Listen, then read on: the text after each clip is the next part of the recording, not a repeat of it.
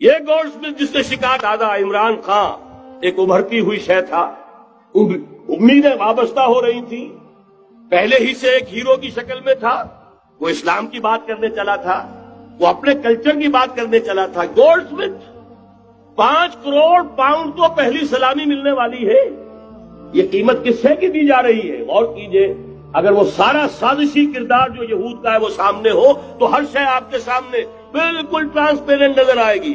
آپ دیکھ سکتے ہیں کہ اصل میں ہو کیا رہا ہے، جس کا شکار ابھی آپ کا عمران خان بھی ہو گیا ہے۔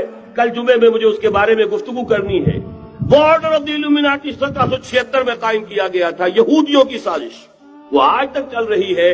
آج بھی یہودی ہے کہ جو اسلام کا خاتمہ اور مسلمانوں کو اپنے کمی کاری بنانے کے لیے ایک پورے ورلڈ آرڈر کا نقشہ بنا کر آ چکے ہیں، اور آج در حقیقت آپ کا اصل دشمن، میں بالکل اتفاق کرتا ہوں مولانا سے، اصل دشمن نمبر 1 میرے اور آپ کے اندر موجود ہے، میرا اور آپ کا نفس۔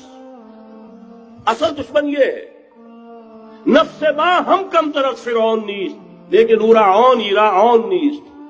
اور دوسرا خارجی دشمن سب سے بڑا یہودی، لیکن یہ کہ اس وقت کے اور اس وقت کے حالات میں ایک بڑا فرق واقع ہوا ہے۔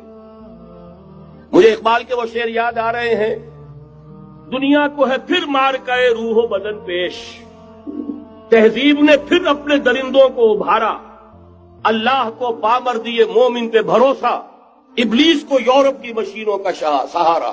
وہی تاریخ ستیزہ کار رہا ہے ازل سے تا امروز، چراغ مصطفی سے شرار بولہبی۔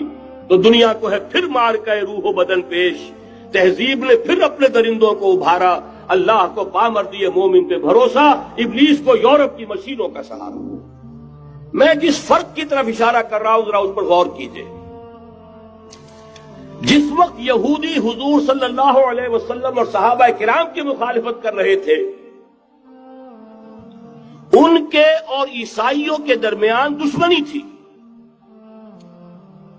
وقالت اليہود لیست النصارى علی شیء وقالت النصارى لیست اليہود علی شیء، ان میں آپس میں سانپ اور نیولے کا بیر تھا اس وقت، جبکہ نبی اکرم صلی اللہ علیہ وسلم کے ساتھ یہود کی یہ کشاکش جاری تھی۔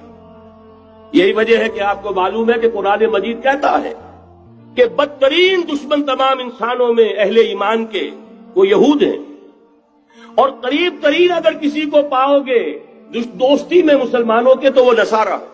سورہ مائدہ کی آیت ہے، وَلَتَجِدَنَّ أَشَدَّ النَّاسِ عَدَاوَةً لِلَّذِينَ آمَنُوا الْيَهُودَ وَلَتَجِدَنَّ أَقْرَبَهُمْ لِلَّذِينَ آمَنُوا مَوَدَّةً لِلَّذِينَ آمَنُوا الَّذِينَ قَالُوا إِنَّا نَصَارَىٰ۔ اس وقت صورتحال یہ تھی۔ آج زمین و آسمان کا فرق واقع ہو چکا ہے، آج یہودی عیسائی پر مسلط ہو چکا، یہودیوں نے پورا عالم عیسائیت فتح کر لیا ہے۔ آج پورا عالم عیسائیت یہودیت کا اعلی کار بن چکا ہے۔ چنانچہ پہلے تو ایک ہی بات تھی، یہ تو تقریباً 300-400 سال قبل ہو چکا، کہ west white Anglo Saxon Protestants یہ تو اعلی کار بن گئے تھے آج سے صدیوں پہلے۔ انہی کے ذریعے سے یورپ کے اندر انہوں نے سود کی اجازت حاصل کی، انہی کے ذریعے سے یہ ساری فحاشی اور یہ ساری اریانی کا جو بازار گرم کیا، یہ در حقیقت آزاد خیالی، لبرلزم، حریت فکر، حریت عمل، میں آزاد ہوں، میں ننگا جانا چاہتا ہوں بازار میں، آپ کون ہوتے روکنے والے؟ آپ اپنی آنکھیں بند کر لیں، ہم آزاد ہیں، ہم 2 مرد ہیں، شادی کرنا چاہتے ہیں، شوہر اور بیوی کی حیثیت سے رہنا چاہتے ہیں، آپ کون اعتراض کرنے والے؟ یہ سارا یہود کی سازش۔ اور آپ کو معلوم ہونا چاہیے جب تک پوپ کا کنٹرول تھا یورپ پر، یعنی ابھی کیتھولک جو عیسائیت ہے وہ غالب تھی، اس وقت تک پورے یورپ میں سود حرام تھا، کہیں انٹرسٹ کا کاروبار نہیں ہو سکتا تھا۔ یہ پروٹیسٹنٹس کے ذریعے سے اس کی اجازت حاصل کی، نتیجہ یہ نکلا، علامہ اقبال شاعر مشرق اس صدی کے آغاز میں گیا تھا یورپ، اور وہاں جا کر اس نے دیکھ لیا تھا فرنگ کی رگے جہاں پنجے یہود میں ہے۔ معاشی اعتبار سے یہودیوں نے پورے یورپ کے اوپر اپنا تسلط قائم کر لیا تھا، اور یہ یہودی کون تھے؟ روتھشائلڈز، گولڈسمتھس، بہرحال مجھے جو دوسری بات کہنی تھی وہ یہ کہ یریدون لیطفئوا نور اللہ بافواہہم، اس وقت بھی یہودی تھا، آج بھی یہودی ہے، لیکن فرق یہ واقع ہوا ہے کہ اس وقت یہودی کے کنٹرول میں عیسائی نہیں تھے، بلکہ 1200 برس تک یہودیوں کے اوپر ظلم و ستم بلکہ ہوتا رہا عیسائیوں کے ہاتھوں، پورے یورپ میں پرسیکیوٹڈ تھے۔ انہیں اگر کہیں سہارا ملا مسلمانوں کے ذریعے سے اسپین میں ملا ہے۔